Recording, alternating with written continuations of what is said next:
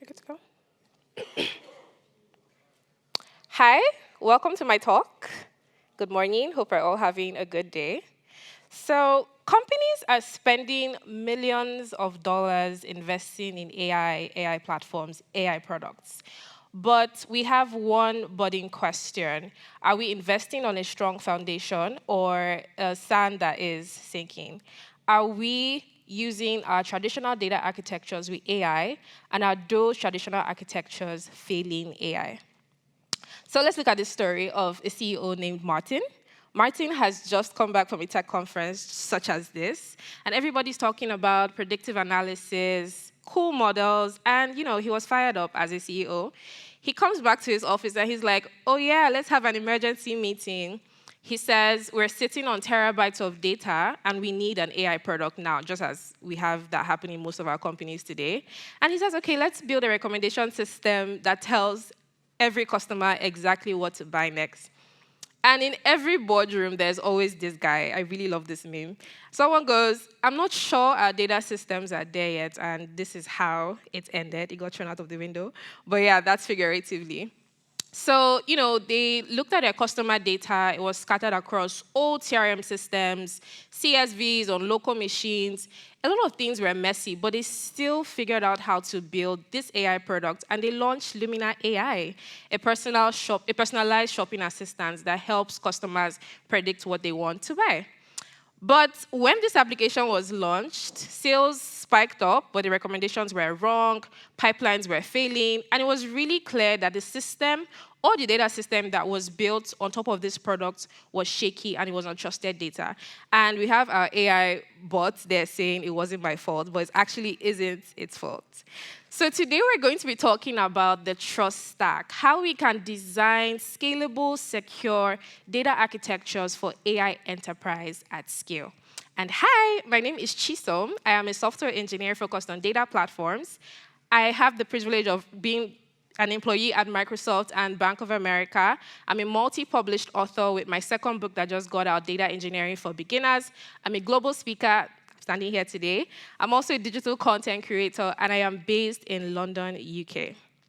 So when I try to define the trust stack, I imagine it as a burger with different layers. Every single thing you have inside your burger is important, and it helps your meal more delicious at the end of the day. So when we think about the trust stack, we're talking about a layered way of designing data architectures where every single part of our pipelines, our system, every single block of things that we're using, the ingestion, the processing, the model serving, has security, access control, quality, and observability baked into it.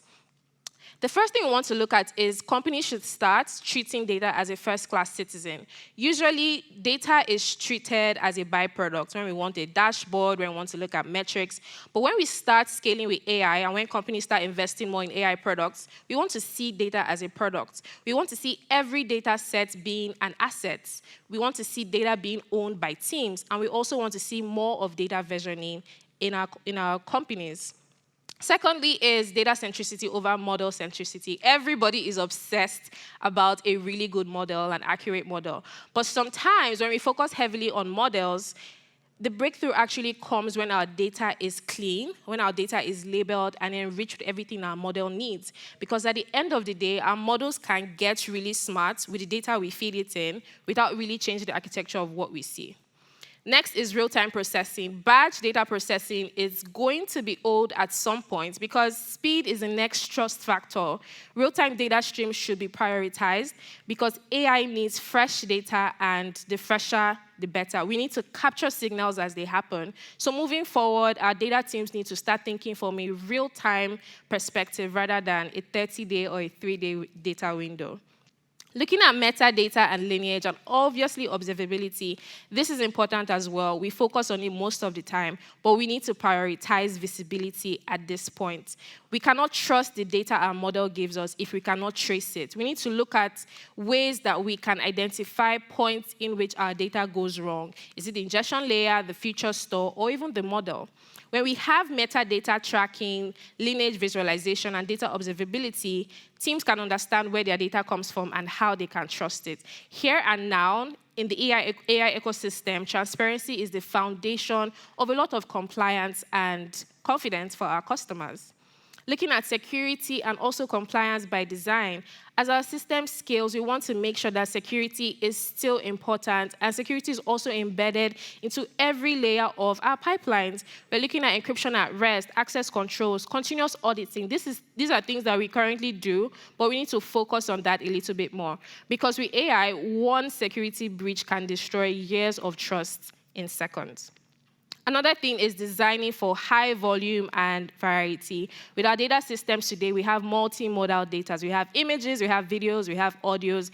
We need to move from a rigid structure where we have data warehouses to data lakehouse architectures where we can store different kinds of data for our AI systems to read from, and also scale horizontally when the time permits.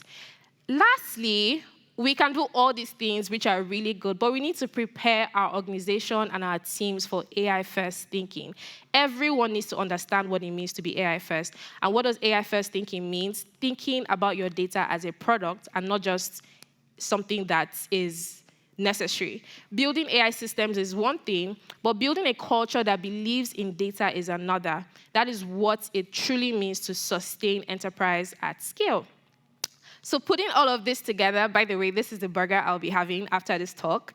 But when we think about this, we want to see how all these layers come together: security, compliance, data quality, data centricity, coming together to create a scalable and trustworthy system for our AI products, because each layer reduces risk and also builds trust. So what are you leaving this conference with today? I know I've said a lot. So you don't need to do everything at once. Start small, layer trust step by step, and measure the impact. But at the end of the day, we need to rethink our architectures with AI and trust at the center. But most importantly, when you go back to your teams, ask a question: where is trust missing in our data pipeline or in our architectures? That's where the real conversation starts change. Thank you so much for listening. You can connect with me on LinkedIn at Chisom Nwokwu, Twitter tech_queen, and Instagram at Chisom_NW. Thank you.